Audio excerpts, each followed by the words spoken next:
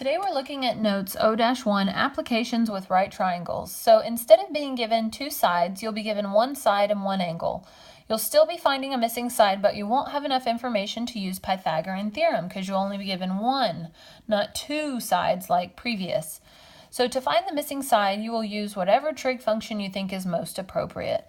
So today we're really going to be using SOHCAHTOA, TOA a lot because these triangles are not necessarily inscribed within a circle the way we have been doing. Notice here the angle is up top and we haven't really dealt with that. So today you're going to be thinking about SOHCAHTOA, TOA. So look at our theta on number 1. Theta is 30 degrees. And we have this known side here of 22 and this unknown side here, x, that we need to find out. So which trig function would be the best to use? So you're talking opposite and adjacent. Which trig function uses both opposite and adjacent? So that's going to be tangent. So tangent of 30 degrees equals opposite over adjacent. So 22 over x, put a 1 underneath the tangent of 30 degrees to make two fractions, and then you can cross multiply. So tangent of 30 degrees times x would be x times tangent of 30 degrees equals 1 times 22 is 22. So to get x completely by itself, divide both sides by tangent of 30 degrees.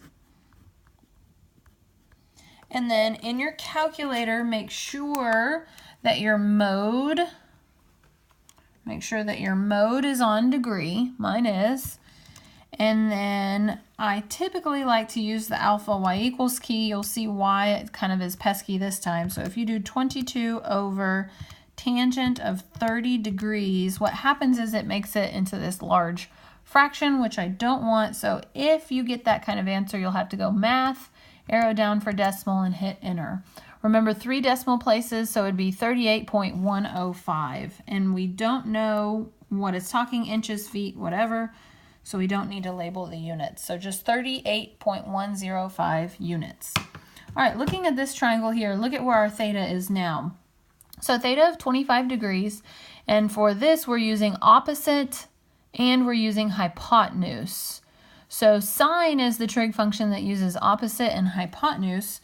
So we would want to say sine of 25 degrees equals, opposite is 16, hypotenuse is r. So again, make that over 1, cross multiply, you would get r times sine of 25 degrees equals 16. We want to know what r is, so divide both sides by sine of 25 degrees. And here, really should do this like we should have done here. So then r equals 16 over sine of 25 degrees. You plug that in the calculator and you should get 37.859. Okay, so now let's move on to number 3, part A. 3, part A, a surveyor is standing 115 feet from the base of the Washington Monument. The surveyor measures the angle of elevation to the top of the monument, so this must be the monument, as 78.3 degrees. So theta here is 78.3 degrees. How tall is the Washington Monument? So again, a surveyor is standing, so this is the person standing, 115 feet from the base, 115 away from the base of the Washington Monument. So this is the Washington Monument. We have the angle of elevation, and we want to know how tall. So in this case, if we want to label it y, since we're talking height, we could. So let's look at what we know and what we don't know. So our angle here, we would want to use a trig function that utilizes opposite over adjacent or adjacent over opposite. But in our case, we're going to use tangent opposite over adjacent. So tangent of 78.3 degrees equals, opposite is y over adjacent is 115. So again, over 1. So 115 tangent of 78.3 degrees equals 1 times y, which is y. So just plug this in the calculator and you should get 555.314, and we do have a unit here, so make sure you use it, feet. All right, so that's part A. In part B, I'll use a different colored pen so you can see. What is the distance from the surveyor to the top of the monument? So in this case, we're talking distance from the surveyor to the top of the monument. So now we want this R, or this hypotenuse. So now that we know the Y, we can use that in our in our problem here. Or we could just use what we were given, this pretty number of 115, instead of having to go back and use that 555. So which trig function would use adjacent and hypotenuse? That would be cosine. So cosine of 78.3 degrees should equal adjacent over hypotenuse, or R. So then put this over 1, cross multiply, and you should get R cosine of 78.3 degrees equals 1 times 115, which would be 115, divide by cosine of 78.3 degrees on both sides. 78.3 degrees. So then in the calculator, you type in 115 over cosine 78.3 degrees, and you should get R equals 567.097 feet. Remember, you want to use that units. Okay, number 4. A historic lighthouse is 130 yards from a bike path along the edge of a lake. If the angle between the bike path and the walkway to the lighthouse is 34 degrees, how long is the walkway? So we know the given angle is 34 degrees. We want to know how long the walkway is. That's our unknown, this W here. Okay, so we do know the opposite of the angle is 130.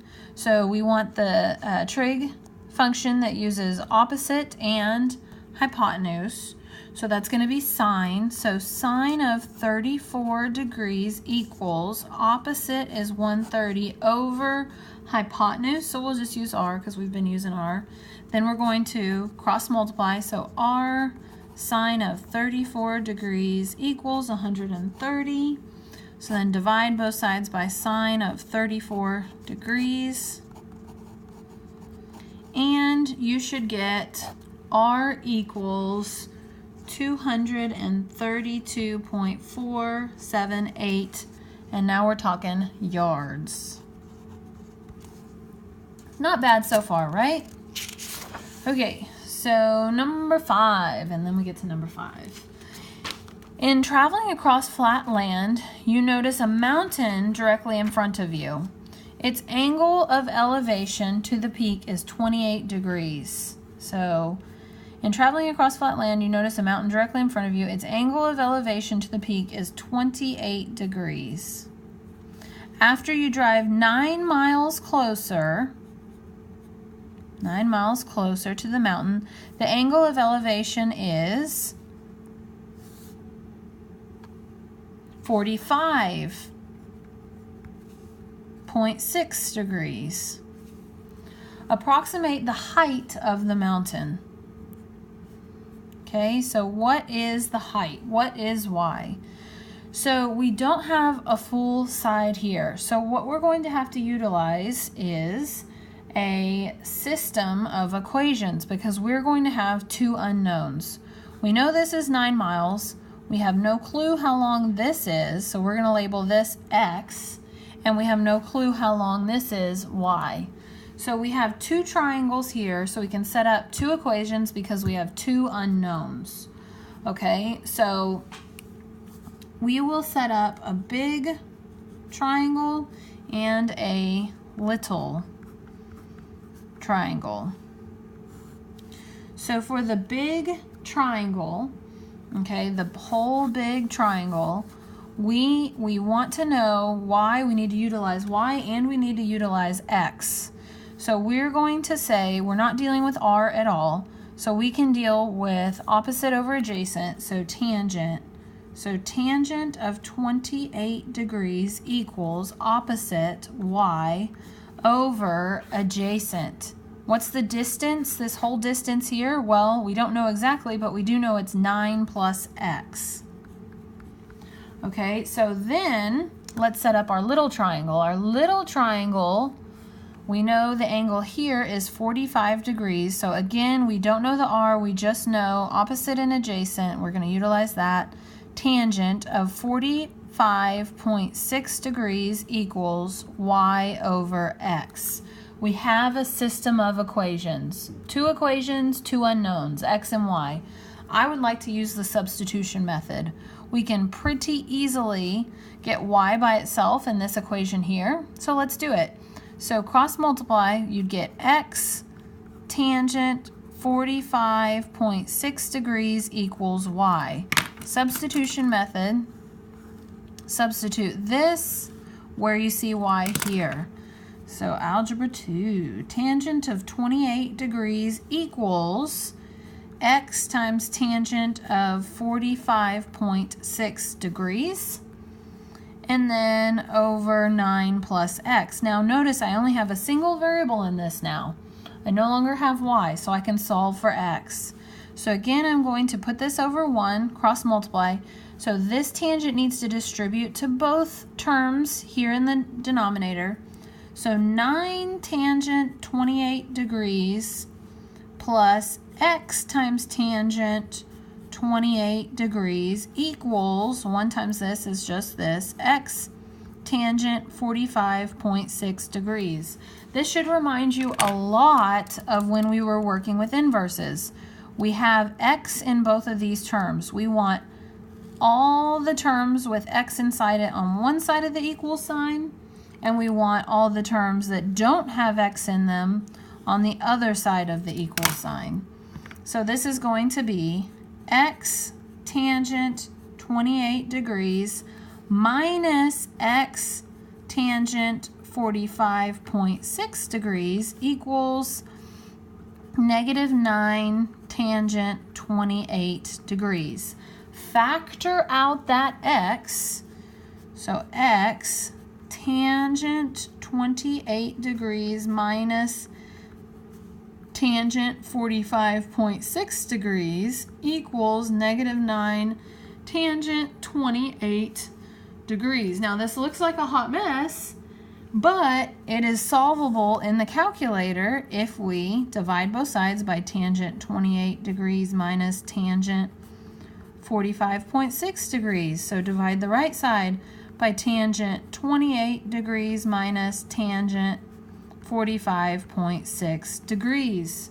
So that goes away and you get x equals, if you plug this in the calculator, remember your calculator should be able to compute this. There's no variables in here. And you should get 9.777, so remember we're talking miles. So we have one of our variables, and then remember, like systems of equations in Algebra 2, you've solved for one of the variables, now you need to plug in to solve for the other. Well, this equation's already set up in y equals, it'd be very, very easy to use. So if we take this equation, we can turn it around and say y equals x. Well, x is 9.777 tangent 45.6 degrees. And then you plug this in the calculator and you should get that y equals 9.984 miles. And that's what it was asking for. Approximate the height of the mountain. So 9.984 miles. All right, last one. A right circular cone has a height of 10 feet and a lateral surface forms an angle theta of 25 degrees with vertical axis. See figure. So theta here is 25 degrees. Okay, the right circular cone has a height of 10 feet. where theta is 25 degrees.